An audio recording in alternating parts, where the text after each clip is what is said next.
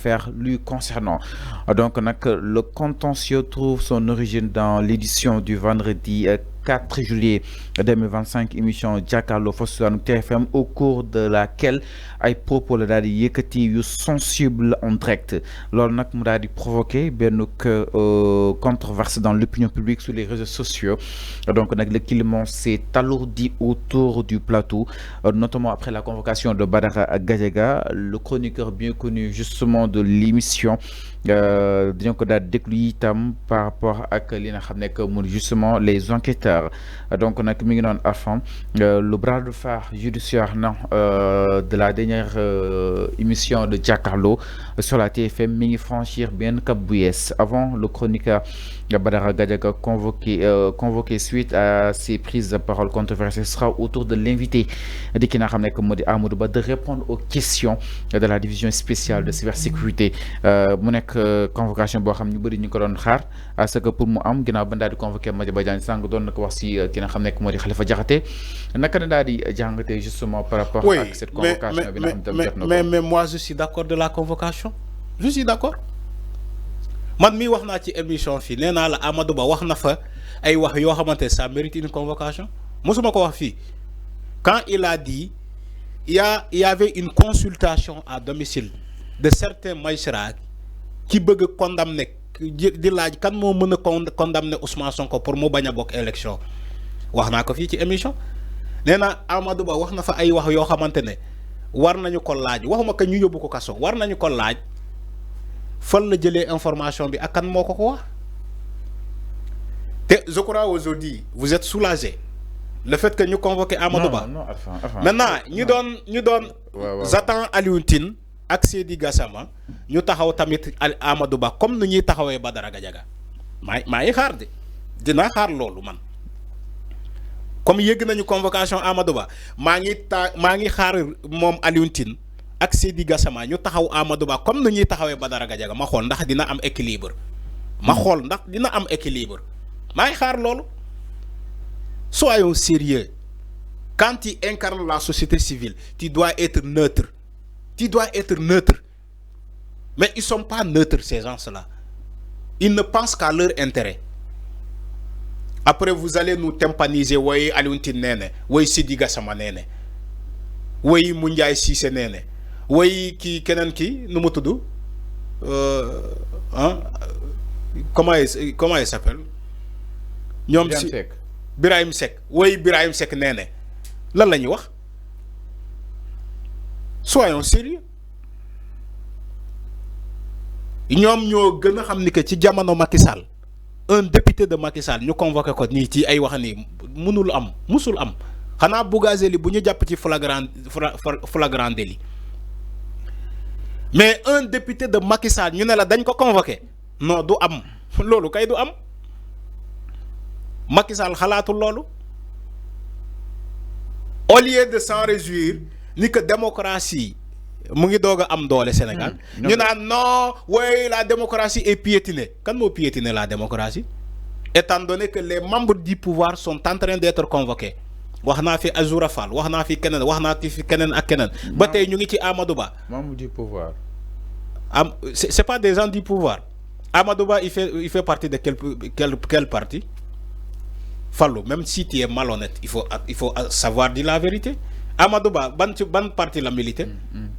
Il n'est pas de Pastef. Il n'est pas convoqué. Azoura Fall, ci ban parti la ne? De Pastef. Jàppuñu ko yóbbuñu ko kaso. Keneen ak keneen. Non, soyons sérieux. Après, vous osez dire que oui, la démocratie est piétinée. Il n'y a pas de liberté d'expression au Sénégal. Ñun bu ñu amoon jamono bii nii lu ñu am nii bu ñu ko amoon ci Macky Sall ñu jël mais amuñu ko woon ci Macky Sall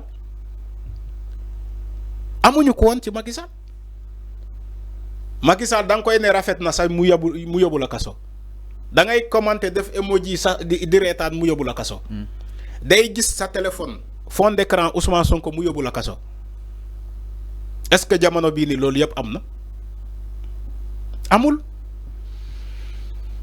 Pourtant, des gens disent que oui, il n'y a pas de liberté d'expression au Sénégal, il n'y a pas de démocratie au Sénégal. Alors que c'est faux. Nous, ñi di wax xam nañu que tey la démocratie gën a amee doole Sénégal tey la liberté d'expression gën a amee Sénégal doole te ñoom ñii di wax parce que certaines personnes ils travaillent pour des lobbies. C'est des lobbies. Les gens ont tout compris. Il faut laisser ces pratiques-là. Alors, enfin, qui Amadou Ba convoqué encore de répondre exactement. Mais il doit aller répondre devant les enquêteurs. Mais comme n'importe quel citoyen, les gens sont d'accord. Tu ne verras pas de bruit. Amadou Ba il va pas faire un live comme Badara Gadiaga. Mais un député tamit suñ koy convoqué dafa am fu ñu war a jaar. Mais bien sûr loolu laa bëgg a ñëw. Mais tamit loolu tamit peut-être est-ce que du si couac. loolu laa bëgg a ñëw. du dañu ko convoqué. Il faut suivre la procédure. Il faut suivre la procédure.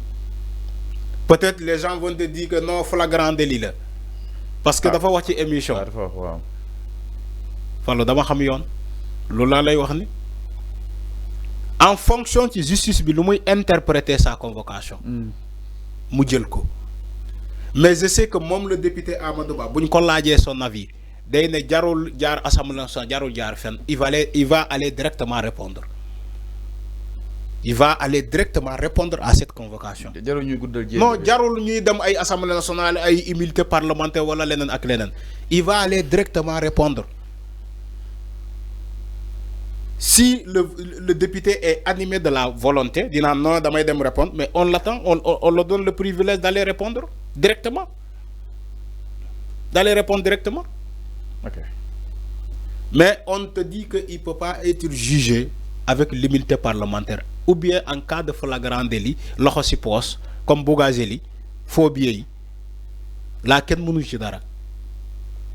Voilà les députés qui nous donnent la femme en état de qui lolu ken mënu ci dara. Alors donc mi non enfin mais enfin est-ce que tamit li warul tax ñu éviter des fois de judicialiser exactement les débats publics concrètement parce que li émission bi lim jurat bari na convocation en a plus finir dama né émission 4 personnes déjà convoquées Abdou Gningue Badara Gadiaga Madiaba Diagne Amadou Ba entre autres. Il devait y avoir une interrogation sur l'émission Jakaarlo. Les membres composantes de cette émission devaient aller répondre. Ah, oui, bien sûr. À tout de rôle. Tu as un problème entre répondre et prison. C'est pas la même chose. Si, Alphonse. Les membres composantes de l'émission Jakaarlo doivent aller répondre à la justice. Nous convoquons l'un. Pourquoi? Non. Émission direct. Oui, bien sûr. Ils peuvent être complices. Je dis ils peuvent. C'est une supposition.